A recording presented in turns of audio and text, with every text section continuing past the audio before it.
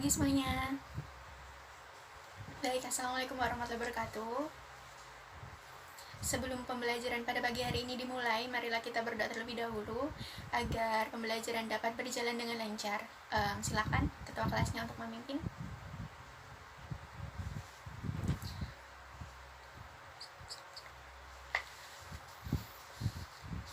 Terima kasih. Semoga dengan doa tersebut kita dapat mengikuti pembelajaran pada pagi hari ini dengan mudah, dapat menyerap dengan mudah dan bermanfaat tentunya. Selanjutnya Ibu akan mengecek kehadiran terlebih dahulu ya. Rio, Cici, Sally, Rara, Musa, Kevin. Alhamdulillah masuk semua, hebat sekali. Pada hari ini nggak ada yang izin atau yang sakit. Langsung saja untuk materi pertemuan pada hari ini, Ibu akan menampilkan dalam bentuk PowerPoint yang akan ditampilkan dalam layar proyektor. Jadi silahkan untuk diperhatikan dan disiapkan buku catatannya. Baik, silahkan diperhatikan. Di sini saya punya gambar jeruk. Ada apa dengan gambar jeruk? Jadi di sini kan kalian semuanya pasti pernah membeli jeruk di seorang pedagang. Nah, kira-kira apa sih yang pertama kali ditanyakan oleh mereka ketika kita akan membeli jeruk? Ada yang bisa menjawab? Silakan Mas Rio. Betul. Ada lagi? Mbak Cici, silakan. Ya, terima kasih. Jadi benar banget ya apa yang dikatakan oleh Mas Rio dan Mbak Cici, bahwa kalau kita akan membeli jeruk, pasti si pedagangnya akan menanyakan kepada kita, berapa kilo mbak, berapa kilo mas, beli berapa mas, gitu kan. Gak mungkin kalau si pedagangnya bilang berapa meter, itu kan gak mungkin, karena ini jeruk. Jadi untuk menyatakan ukuran dari jeruk ini, kita akan memerlukan alat ukur berupa timbangan. Kemudian di sini saya juga punya gambar meja. Kira-kira dari meja ini apa yang kalau kita mau mengukur, kira-kira apa yang akan diukur? Ada yang bisa menjawab? Nah, silakan Mas Musa. Ya, betul sekali apa yang dikatakan Mas Musa, bahwa jika kita akan mengukur meja, kita akan mengukur panjangnya, lebar, atau tingginya. Gak mungkin kalau kita menyamakan meja ini dengan jeruk, mengukur atau menimbang berapa kilonya kan gak mungkin ya, atau bisa diukur dengan timbangan kan gak mungkin.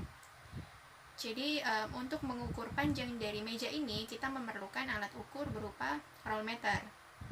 Nah, masing-masing dari benda ini itu memiliki sesuatu yang dapat diukur, namun mungkin ada perbedaan dari cara mengukurnya atau alat ukurnya. Nah, untuk lebih jelasnya, kita akan membahasnya lebih lanjut pada materi pertemuan pada kali ini. Kemudian, apakah ada yang ingat materi apa yang sudah kita pelajari pada minggu lalu?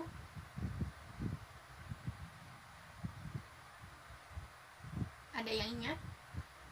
Mbak Sally, mungkin? Silakan. Ya, benar sekali. Pada minggu lalu kita telah mempelajari materi tentang penyelidikan IPA, di mana dalam penyelidikan IPA itu salah satunya kegiatannya ada kegiatan mengukur. Dalam kegiatan mengukur itu sangat penting sekali dalam konteks IPA. Karena apa? Karena itu sangat berhubungan dengan kehidupan sehari-hari. Misalnya seperti ini, ketika kita ingin membeli jeruk, kita pasti akan memerlukan cara untuk mengukur atau menimbang. Nah, akhirnya kita memerlukan alat ukur ini berupa timbangan. Kemudian kita juga ketika kita ingin mengukur meja, ini juga sangat bermanfaat untuk mengukur meja dengan cara menggunakan alat ukur berupa roll meter. Nah, untuk lebih jelasnya apa sih Bu maksudnya? Nah, kita akan membahas lebih lanjut pada materi besaran pokok dan besaran turunan. Nah, indikator pencapaian kompetensi yang harus kalian capai yaitu yang pertama, siswa diharapkan dapat menjelaskan pengertian besaran pokok. Kemudian siswa diharapkan dapat menyebutkan 5 besaran pokok beserta satuannya. Kemudian nomor 3, siswa diharapkan dapat menjelaskan pengertian besaran turunan. Kemudian yang keempat, siswa diharapkan dapat menyebutkan 5 besaran turunan beserta satuannya. Nah, sebelumnya, apa sih itu besaran? Tadi kan Ibu sudah menjelaskan. Siapa yang bisa menjawab? Mungkin Mas Rio? Benar sekali. Jadi, besaran itu merupakan segala sesuatu yang dapat diukur. Kemudian, besaran terbagi menjadi 2, yaitu ada besaran pokok dan besaran turunan. Apa sih itu besaran pokok? Besaran pokok merupakan besaran yang satuannya telah didefinisikan terlebih dahulu dan tidak dapat dijabarkan dari besaran lain. Berdasarkan kesepakatan para ahli fisika seluruh dunia, telah ditetapkan 7 besaran pokok dalam fisika. Bisa kalian lihat, yang pertama ada panjang dengan satuan meter, yang kedua ada massa dengan satuan kilogram, yang ketiga ada waktu dengan satuan sekon, yang keempat ada kuat arus listrik dengan satuan ampere, yang kelima ada suhu dengan satuan Kelvin. Jadi bukan Celsius ya, tapi Kelvin kalau suhu. Nah, lalu selanjutnya ada intensitas cahaya dengan satuan kandela, dan yang terakhir ada jumlah zat dengan satuan mol. Nah, namun pada pertemuan kali ini kita akan lebih fokus untuk membahas tentang 3 macam besaran saja, yaitu panjang, massa, dan waktu. Nah, yang pertama ada panjang. Dalam IPA, panjang menyatakan jarak antara 2 titik. Ini perlu digarisbawahi, bahwa panjang menyatakan jarak antara 2 titik. Misalnya, ketika kita ingin mengukur sebuah buku, mengukur panjang sebuah buku, maka kita akan mengukurnya dari titik 1 ke titik 2, yaitu dari atas sampai bawah. Atau misalnya kalau kita ingin mengukur panjang di sisi yang lain atau sisi yang sini, maka kita akan mengukur dari titik yang sebelah kiri hingga titik yang sebelah kanan. Jadi jarak antara 2 titik. Nah, itu juga berlaku ketika kita akan mengukur tinggi seseorang. Jadi kita akan mengukur jarak dari titik atas hingga titik bawah, artinya dari ujung kepala hingga ujung kaki. Nah, dalam mengukur panjang, kita menggunakan satuan berupa meter, seperti yang sudah Ibu katakan tadi. Kemudian untuk alat ukur yang digunakan untuk mengukur satuan panjang, diantaranya yaitu yang pertama ada penggaris atau mistar, dan yang kedua adalah roll meter. Ini merupakan alat ukur yang mungkin tidak begitu asing karena ini sangat familiar di kehidupan sehari-hari. Yang kedua ada jangka sorong, ini gambarnya. Kemudian ada micrometer scope, ini gambarnya seperti ini. Kemudian untuk besaran yang kedua yaitu ada massa. Massa merupakan jumlah materi yang terkandung dalam suatu benda. Nah, selama ini banyak sekali anggapan bahwa massa itu sama dengan berat. Tapi kenyataannya massa itu sangat berbeda dengan berat. Jadi berbeda arti ya. Kalau massa itu merupakan suatu benda yang ditentukan oleh kandungan materinya dan tidak mengalami perubahan meskipun kedudukannya berbeda atau berubah. Nah, sedangkan berat itu sangat bergantung pada kedudukan di mana benda tersebut berada. Misalnya, massa seseorang sebesar 56 kg. Nah, jika ia berada di bulan, massanya tetap 56 kg. Nah, tetapi berbeda untuk berat. Misalnya berat seseorang di bumi itu sebesar 56 kg. Nah, tetapi ketika dia ada di bulan, beratnya berbeda karena terpengaruh oleh gravitasi bulan, seperti itu. Kemudian untuk satuannya, untuk satuan dalam mengukur massa itu berupa kilogram, sedangkan untuk berat satuannya adalah newton. Selanjutnya yaitu besaran waktu. Waktu merupakan selang antara 2 kejadian atau 2 peristiwa. Misalnya, waktu hidup seseorang dimulai sejak ia dilahirkan hingga ia meninggal. Kemudian contoh yang lain yaitu waktu perjalanan yang diukur sejak mulai bergerak sampai dengan berhenti. Nah, menggunakan satuan sekon untuk mengukur waktu. Berikutnya yaitu alat ukur yang digunakan untuk mengukur waktu yaitu ada jam atau bisa juga dengan stopwatch. Yang selanjutnya adalah besaran turunan. Besaran turunan itu apa sih? Besaran turunan merupakan besaran yang diturunkan dari besaran pokok. Nah, untuk lebih jelasnya, marilah kita melihat contoh dari nama-nama besaran turunan. Yang pertama ada luas, yang dilambangkan dengan A, yang menggunakan rumus panjang kali lebar, yang artinya luas ini adalah turunan dari besaran pokok panjang yang memiliki satuan meter persegi. Kemudian yang kedua ada volume.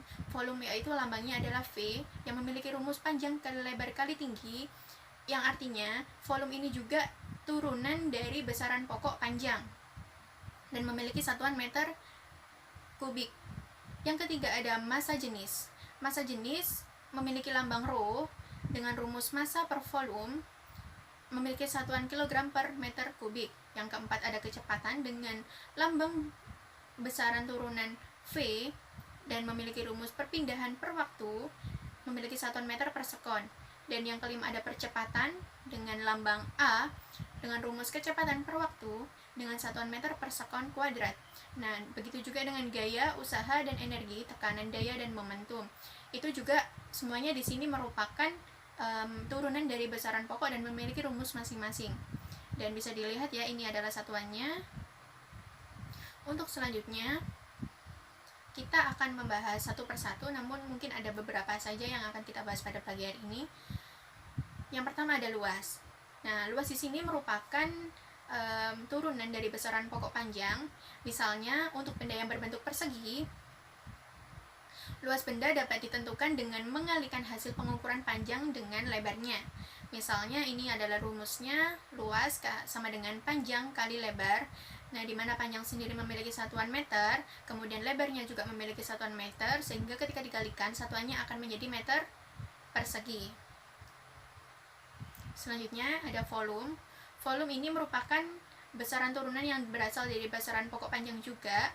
Namun mungkin yang tadi yang luas hanya panjang kali lebar, tetapi untuk volume ini ditambahi satu sisi lagi, jadi panjang kali lebar kali tinggi. Misalnya kita akan mengukur balok.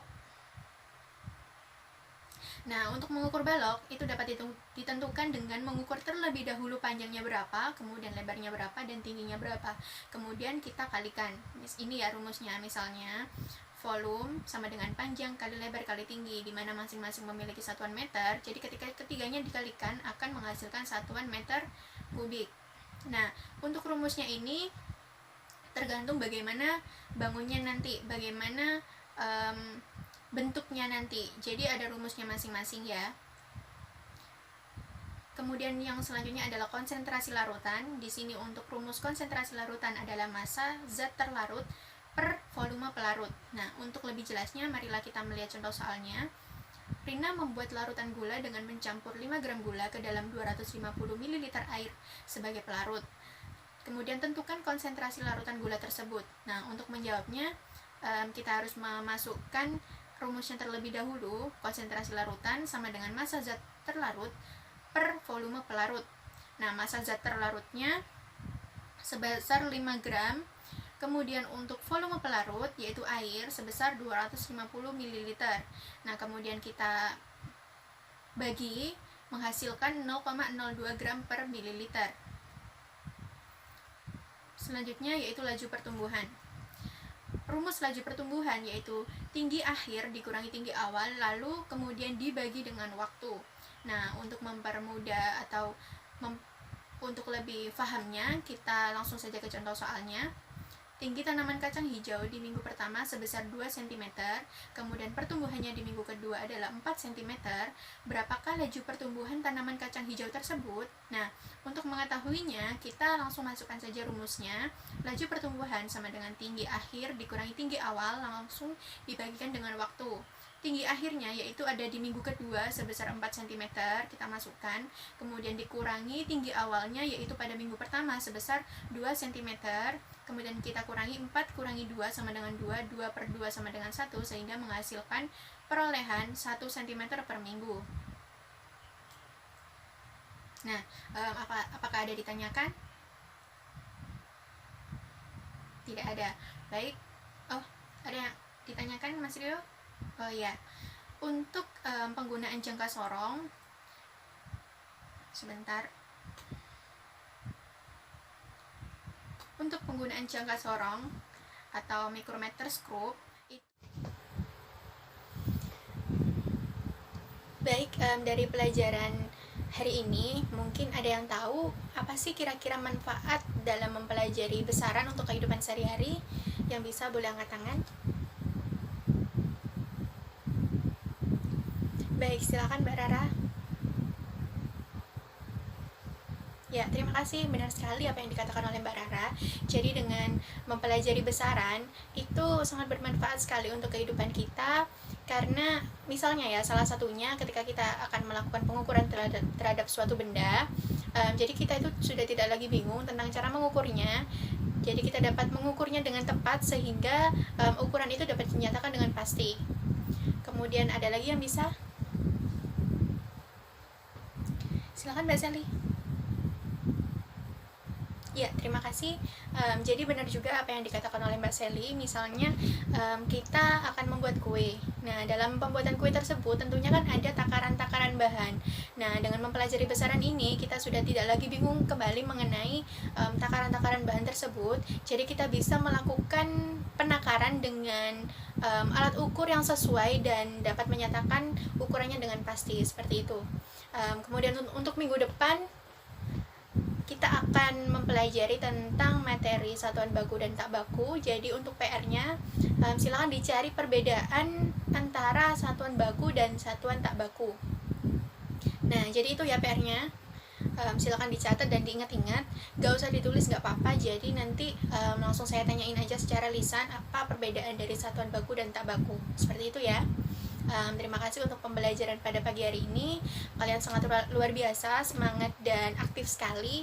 Saya harap untuk pertemuan-pertemuan selanjutnya juga seperti itu ya. Sekian dari saya, tetap semangat dan jaga kesehatan. Wassalamualaikum warahmatullahi wabarakatuh.